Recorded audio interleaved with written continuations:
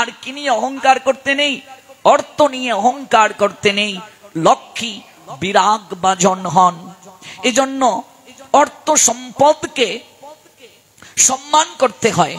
গুরু বৈষ্ণবকে যখন আমরা অর্থ দেব, প্রণাম দিয়ে মাটিতে রাখবো না, পাত্রে দেব।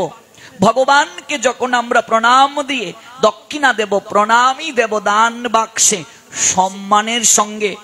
এইভাবে অর্থটা নিয়ে এক হাত দিয়ে প্রণাম নয়, দু হাতে প্রণাম দিয়ে তারপর দিতে হয়। ভাগবত শ্রবণের পর যখন দক্ষিণা দেব, প্রণাম করে অর্থটা দিতে হবে।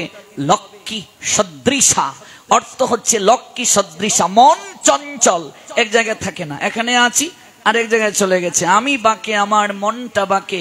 আজও পারলাম না আমার মন রে বুঝাইতে। পাগল মন, মন রে, মন কেন এত কথা বলে? মন রে আমি যত চাই রে বুঝাইতে, মন শুধু চায় রঙ্গের ঘোড়া দৌড়াইতে। মন চঞ্চল, যৌবন চঞ্চল, লক্ষ্মী চঞ্চল। লক্ষ্মী নারায়ণের পদসেবা রেখে কোথাও যান না, বুঝলে? অথচ সেই লক্ষ্মী প্রতিজ্ঞা করেছেন যে অর্থ আমার প্রভুর সেবায় ব্যয় করা হয়, আমি লক্ষ্মী কথা দিলাম সেই গৃহে আমি জীবনের জন্য বাধা পড়ে যাই, বন্দী হয়ে যাই, অবস্থান করে ফেলি। যে অর্থ আমার প্রভুর সেবায় ব্যয় হয়, আমার প্রভুর যারা নিকটের জন বৈষ্ণব সেবায় ব্যয় হয়, তার প্রমাণ শ্রীবাস পণ্ডিত। শ্রীবাসের গৃহে লক্ষ্মী অনন্তকালের জন্য বন্দী হয়ে গিয়েছিলেন। শ্রীবাস মহাপ্রভু আর ভক্তদের সেবা করেছিলেন। এই জন্য লক্ষ্মীকে বলা হয় কুজাগরী লক্ষ্মী। কুজাগরী পঞ্জিকায় দেখবেন লেখা আছে। লক্ষ্মী পূর্ণিমাটাকে কি বলা হয়? কুজাগরী লক্ষ্মী পূর্ণিমা। কু জাগরী, কু মানে কে, সংস্কৃত শব্দ। জাগরী, জাগরী মানে জেগে আছো। লক্ষ্মী পূর্ণিমার সময় ঘুমাতে নেই। ছোটবেলা মা বলতেন, এই লক্ষ্মী পূর্ণিমায় ঘুমাস না কেন? সুপারি চুরি করে নিয়ে যাবে, নারকেল চুরি করে নিয়ে যাবে, বাতাবি লেবু চুরি করে নিয়ে যাবে, এই যেন জেগে জেগে পাহারা দিবি। বুঝলে? তোমরাও চুরি করেছো লক্ষ্মী পূর্ণিমায়? এখন বলবে না, ওরাও করেছে। তো লক্ষ্মী পূর্ণিমায় চুরি করার কোনো রীতি শাস্ত্রে নাই, এগুলো আমরা বানিয়েছি। চুরি এমনিতেই অপরাধ, এমনিতেই পাপ। তো লক্ষ্মী পূর্ণিমায় কেন জাগতে হয়? বৈকুণ্ঠ থেকে বৈকুণ্ঠের ঈশ্বরী লক্ষ্মী নেমে আসেন আর বলেন, কুজাগরী তোমরা কে জেগে আছো? দরজা জানালা যার বন্ধ, নাক দেখে যে ঘুমাচ্ছে, লক্ষ্মী বলবেন, তোর গৃহে আমি গিয়েছিলাম কিন্তু প্রবেশ করার সুযোগ পাই নাই। লক্ষ্মী প্রবেশ করবেন না। আর যারা আলপনা দিয়ে রেখেছে, চরণ চিহ্ন অঙ্কিত করে রেখেছে, সারা রাত জেগে পাঁচালি পড়েছে, কীর্তন করেছে, লক্ষ্মী পূর্ণিমায় মা লক্ষ্মী সেই গৃহে গিয়ে আসনে বসে আশীর্বাদ করছেন, ধন ধান্যে জীবন যৌবনে ভক্তিতে প্রেমে তোরা সমৃদ্ধশালী হ। কুজাগরী কে জেগে আছো, এদিন ঘুমাতে নাই। আমরা বৃহস্পতিবারে লক্ষ্মীর ঘট পরিবর্তন করি আর পেঁয়াজ রসুনও বৃহস্পতিবারে খাই আর গান গাই, এসো মা লক্ষ্মী বসো গড়ে, আমাদের ঘর রাখো আলো করে। একেবারে খেয়ে দে কাজ নাই লক্ষ্মীর, তোমার ঘরে এসে আসনে বসবে। বৃহস্পতিবারে তুমি পেঁয়াজ রসুন মাছ মাংস খাচ্ছ আর লক্ষ্মীর খেয়ে দে কাজ নাই, তোমার ঘরে এসে আসনে বসা। এই জন্য বৃহস্পতিবারে স্বামী স্ত্রীর সহবাস নিষিদ্ধ। লক্ষ্মী হারা হবে। লক্ষ্মী মানে ধন সম্পদ দেন না, লক্ষ্মী চরিত্র সম্পদ দেন, লক্ষ্মী দেহ সম্পদ দান করেন। বৃহস্পতিবারে যারা বীর্য স্খলন করে সহবাস করে তাদের শরীরে রোগ ব্যাধি হয়, লক্ষ্মী বিরাগ বাজন হন, সন্তান অসুর প্রবৃত্তি সম্পন্ন হয়। বৃহস্পতিবারে মাছ মাংস খাওয়া নিষিদ্ধ। দেবগুরু বৃহস্পতি, ভালো করে বুঝবে, দেবতাদের যে গুরুদেব বৃহস্পতি, তার নামে বৃহস্পতিবার। এই জন্য বৃহস্পতিবারে মাছ মাংস খাওয়া নিষিদ্ধ, পেঁয়াজ রসুন খাওয়া নিষিদ্ধ, সহবাস নিষিদ্ধ। আর রবিবারে মাছ মাংস খাওয়া নিষিদ্ধ, সহবাস নিষিদ্ধ। রবিবার রবি দেবতার নামানুসারে, রবি মানে সূর্য। আমি কত কথা বলবো বলেন, এই রবি নিয়ে ব্যাখ্যা করলেই তো 2-2.5 ঘন্টা সময় চলে যাবে। আজকে 3 দিন চলে যাচ্ছে, আর 4 দিন আছে। আমার তো মনে হয় কিছুই বলা হলো না। হ্যাঁ, দেখতে দেখতে চলে, এগুলো মাস ব্যাপী পাঠ দরকার। রবিবার, রবিটা কি? সূর্য। আপনি যে ঘর তৈরি করেছেন এটার একটা বাস্তু শাস্ত্র আছে। বিশ্বকর্মা 10টি শাস্ত্র আমাদেরকে উপহার দিয়েছেন। আপনার ঘরের মুখটা কোন দিকে হবে, কোন দিকটা বন্ধ রাখবেন, বাথরুম টয়লেট যে কমোড বসাবেন কোন দিকে সামনা হবে, কোন দিকে পশ্চাৎ হবে, ঠাকুর ঘরটা কোন দিকে হবে, কোন দিকে ভগবান মুখ করবেন, কোন দিকে আপনি শয়ন করবেন, বাথরুম টয়লেট সেফটি ট্যাঙ্কি রান্নাঘর থেকে শুরু করে রান্নাঘরে রং কি হবে, আপনার শয়ন কক্ষে কি রং হবে। পৃথিবীতে একমাত্র ধর্ম সনাতন। জীবন জিজ্ঞাসার এমন কোন তত্ত্ব নাই যে তত্ত্ব সনাতন দেয় নাই। দুর্ভাগ্য হিন্দু জাতি পড়ে না, জানি না, ঘুমাচ্ছে তারা, নিজের অস্তিত্বকে ভুলে গেছে তারা। আর্য ঋষির সন্তান তারা, এই তত্ত্ব তারা ভুলে গেছে। ঈশান কোণে যদি কেউ সেফটি ট্যাঙ্কি করে, বাথরুম করে নেয়, টয়লেট করে নেয়, রান্নাঘর করে নেয়, এমনকি শয়ন কক্ষ করে, স্বামী স্ত্রী মিলন করে, সেই গৃহে একটার পর একটা অঘটন লেগে থাকবে।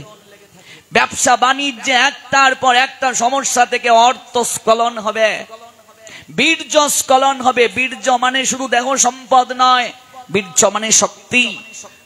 এমনকি দুর্ঘটনা, গৃহকর্তার মৃত্যু যুগ রয়েছে। বহু জায়গায় দেখবে ঘর তৈরি করে গৃহকর্তা বেশি দিন থাকতে পারে নাই, মরে গেছে। ঘর তৈরির পর একটা না একটা সমস্যা আছে। ঈশান কোণ কোনটা? উত্তর পূর্ব কোণ। 10টা কোণের আলাদা আলাদা ব্যাখ্যা করবে। যে যে সেক্টরে আছে সেই সেক্টরে তাকে রেপুটেশন দিতে হবে। তিনি যেভাবে বলবেন আপনার দরজাটা কোন দিকে হবে, আপনার সেফটি ট্যাঙ্কিটা কোন দিকে হবে, কোন দিক থাকলে কোন দেবতার শুভ দৃষ্টি আপনার গৃহে হবে, এগুলো আজকাল 99% সনাতনী হিন্দুরা জানে না, বুঝে না। এগুলো বিশ্বকর্মা দিয়েছেন উপহার, 10টা শাস্ত্র। বাস্তুর উপরে, বাস্তু সমুদ্র মন্থনের সময় উঠেছিল।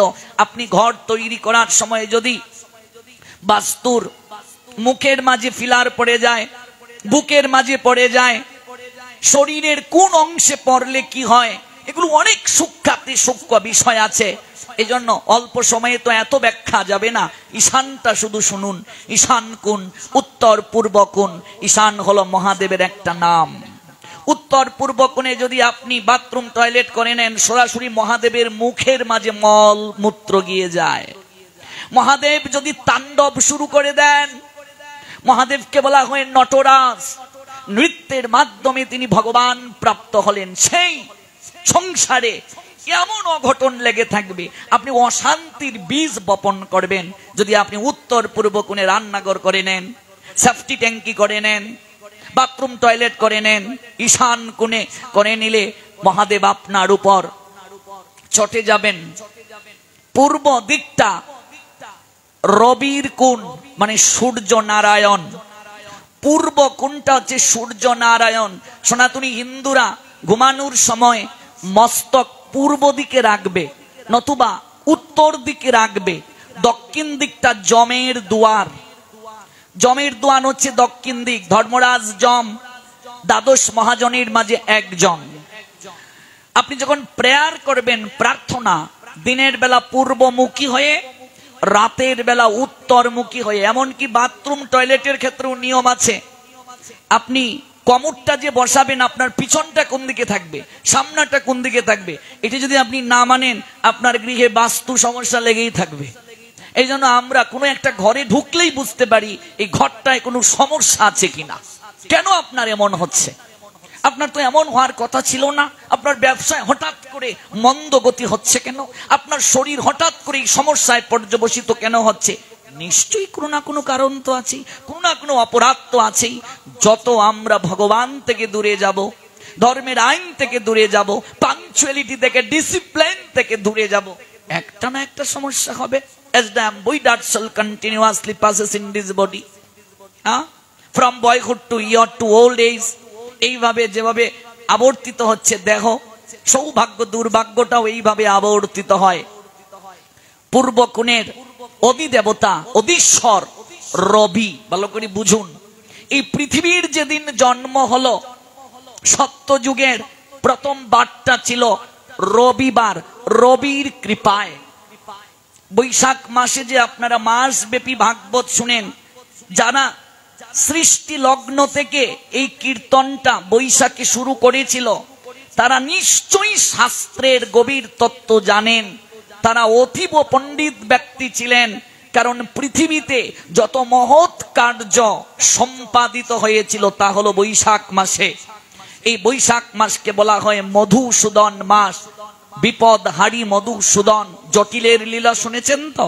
পাঠশালায় যেতে ভয় পায়, মাকে গিয়ে জটিল বলেছিল আমাকে একটা লুক দাও, আমার খুব ভয় হয়। দুঃখিনী মা বলেছিলেন সাহস সঞ্চারের জন্য, যে জঙ্গলের পাশ দিয়ে তুই পাঠশালায় যাস, ওই জঙ্গলে তোর এক দাদা থাকে যার নাম মধুসূদন, তুই তাকে ডাকবি, দেখবি তোর ভয় থাকবে না। ভগবানের অনন্ত নাম, অনন্ত নামের মাঝে মধুসূদন নামে তিনি অহৈতুকী কৃপা করেন, ভয়কে সঞ্চার করেন, ভবের ভয় দূর হয় মধুসূদন নামে। এই মধুসূদনের নাম বৈশাখ মাসে খ্যাত।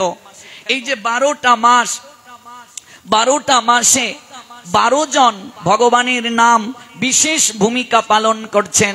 বৈশাখ মধুসূদন মাস, জ্যৈষ্ঠ মাসকে বলে ত্রিবিক্রম মাস, আষাঢ়কে বলে বামন মাস, শ্রাবণকে বলে শ্রীধর মাস, ভাদ্রকে বলে ঋষিকেশ মাস, আশ্বিনকে বলে পদ্মনাভ মাস, কার্তিককে বলা হয় দামোদর মাস, অগ্রহায়ণকে বলা হয় কেশব মাস, পৌষকে বলা হয় নারায়ণ মাস, মাঘকে বলা হয় মাধব মাস, ফাল্গুনকে বলা হয় গোবিন্দ মাস, চৈত্রকে বলা হয় বিষ্ণু মাস।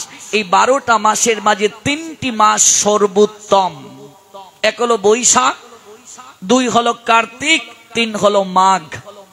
যারা সংসারী মানুষ ভালো করে জেনে যান, 12 মাস যারা অখাদ্য খাচ্ছে, সাত্বিক আহার গ্রহণ করছে না, ভগবানকে নিবেদন করে আহার করছে না, অন্তত তারা এই 3টা মাস সাত্বিক আহার গ্রহণ করবে। অসমর্থ যারা, অপারগ ব্যক্তি যারা, মনে রাখবেন বিয়ে করেছি বলে আমি ভোগের লাইসেন্স পাইনি। যে যত ভোগী সে তত রোগী, যে যত দেহ সম্পদ স্খলন করবে অতি শীঘ্র সে বৃদ্ধ হবে, দেহের শক্তি সে নষ্ট করবে। এই জন্য সংসারী মানুষদের 3 মাস সহবাস নিষিদ্ধ। 1 হলো কার্তিক মাস, 2 হলো বৈশাখ মাস, 3 হলো মাঘ মাস। এই 3 মাস শারীরিক সংসর্গ নিষিদ্ধ। তিথি নক্ষত্রের সঙ্গে শরীরের সম্পর্ক থাকে। দেখবে অমাবস্যা পূর্ণিমা আসলে শরীরে ব্যথা অনুভব হয়, হয় কি হয় না? কারণটা কি? হ্যাঁ, জ্যোতিষ শাস্ত্র পৃথিবীতে এক বিশেষ তত্ত্ব জানাচ্ছে। আজকাল পাঠকরা এগুলো আলোচনা করে না, ভাবে এই কথাগুলো আমার ভাগবত, এগুলো ভাগবতেরই কথা।